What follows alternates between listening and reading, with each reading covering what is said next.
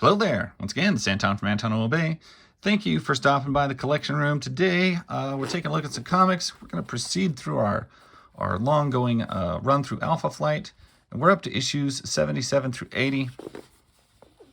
I got to thinking about it. Of course, I rag on this book a lot because of all the flaws and stupid calls with it. But I do think the, probably issue 70 through 100, I think that was probably my favorite run. I know the art wasn't that strong, some of it was weaker, and the team wasn't as good. Like, you didn't have that many of your core members, and it was really just kind of odd.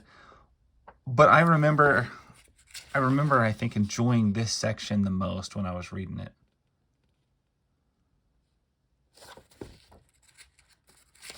Heather gets shot.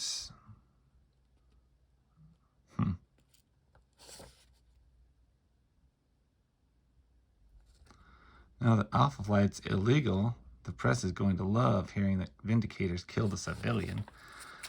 Yeah, I'm sure. And I remember originally the series started out, the Canadian government was, kind of not the bad guys. And as the story goes on, I mean, true to life, the Canadian government just gets worse and worse and worse. And if you are in Canada right now, I'm sorry, because the more I hear from the Canadian government these days is like the worse it gets. I do, however, I have always loved Canada, and I've always loved like the people and the shows and so much of the stuff that has come out of it. I've met quite a few Canadians in my life, and they just got a different way about them, and I've always enjoyed it. And you can tell by a lot of the culture that's come out of it. Some of the films, movies, or TV shows and things like that. There is something fun and very relaxed and kind about Canada. But man, the government, I don't know about that.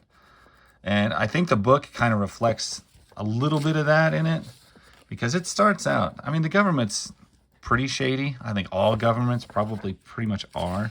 But the Canadian government in this book takes a pretty significant downturn. Wow, he's got a really round head. There's a really fat head. But yeah, so the government in the book takes a pretty strong downturn throughout the series, as it goes from kind of a helpful supporter to very much an enemy at times. Enter Doctor Strange. That's never a good sign. I don't like it when Doctor Strange shows up. If Doctor Strange shows up in your book, it means you're going to have a whole bunch of portals and tentacles and weird magic, and just not my favorite stuff. You're going to have weird, lumpy Elseworlds with like gross biological things all over. At least in my experience, that is what I've always come up with. When Doctor Strange shows up in your book, it's going to get gross and irritating for a little while, and then he'll go away. This art is very primitive. I don't know, it just feels very jutting and angular. Not my favorite.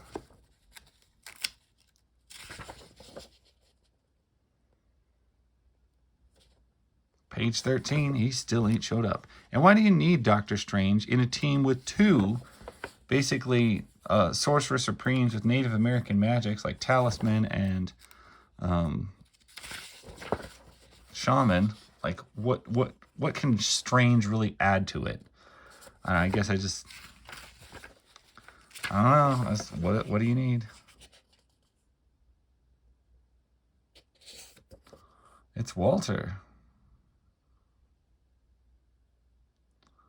Not anymore. Care to check under the hood?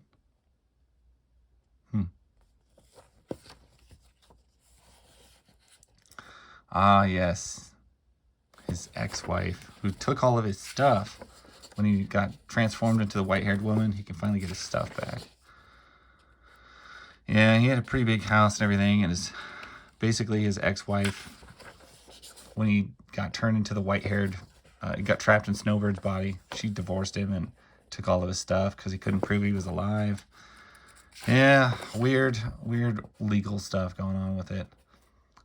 Always gotta love it when some of their biggest plot devices are legal battles in your comic book, which Alpha Flight does quite often. Right now, they're operating, basically being heroes without a license in the state and the provinces of Canada, and so they're in big trouble.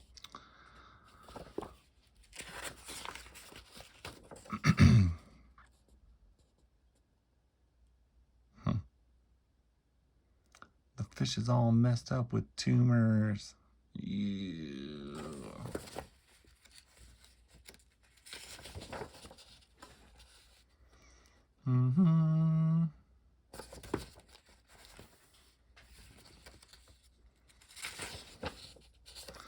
Mr. Bubbles. Well, she's got all sorts of stuff going on there. Like I said, it just seems odd. Why? And did Doctor Strange do anything in that last issue? I don't even... Did he even show up? I thought he was just there for, like, in his office. And, like, he didn't even communicate with him. Yeah, I guess the one thing I don't like about this style of art is that it just looks, to me, hurried.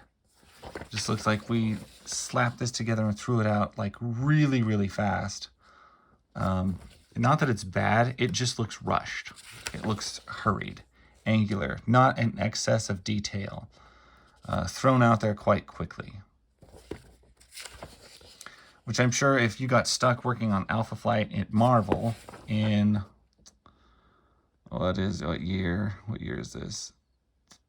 1989? Yeah. If you're working on Alpha Flight in 1989 at Marvel, you probably just wanted to get it done and get it out of there and go do something else. Because I don't think Marvel really cared for this book back then. And it was not a high priority. And you can see that sometimes it looks like in the art and in the writings, what they let go and what they called good enough. It's pretty sad. Since most of the other books I have seen are pretty well taken care of. Looks like they're fighting at the Edmonton Mall again. At least they put some locations in.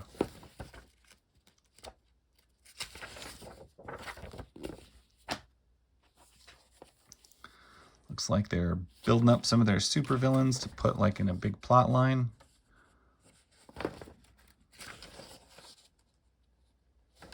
This book will give you a lot of pages, opening pages that look like this.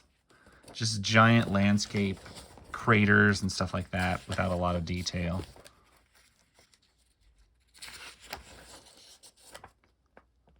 As if that's what Canada looks like everywhere.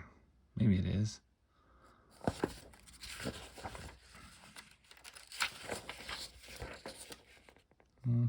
Oh, it's that guy again? Ugh. Yeah, it looks like we're gathering up some of their villains into a big push. Because, you know, it's sad. They do have villains. They do have fairly well-written villains. They just, like, don't use them. Like, I don't think the Master ever did anything. And I think the whole conclusion to the fight with the Master took place in, like, Fantastic Four. They didn't even have the climax in Alpha Flight. So some of that's just annoying. Diamond Lil, I do like Diamond Lil. Kind of a not popular character off to the side that I really enjoy. Ninja Turtle cereal. As I said before, Diamond Lil just, I don't know. I imagine that she's kind of gruff, smells like cigarette smoke.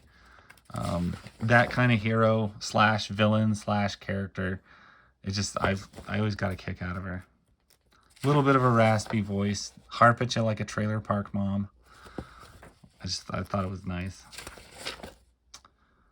Nice place to visit, but you wouldn't want to die there.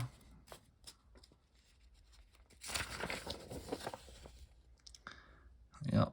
Big, fairly non-defined pages of a book that they just looked like they were cranking out in a hurry. But I still think this era was probably one of my favorites. Maybe just because I took more time reading it. I appreciated it more when it came through. Or maybe it just felt like it hit a certain stride that could carry you through it. It wasn't the slow burn slog that like a lot of John Byrne's work was. And it wasn't the crazy, ridiculous plots that some of the other earlier chapters were. It just kind of like was moving. And for a comic, that's what it needs to do sometimes, just move forward. Anyway, that is my story. Thank you guys so much for watching. Catch you guys later. Bye.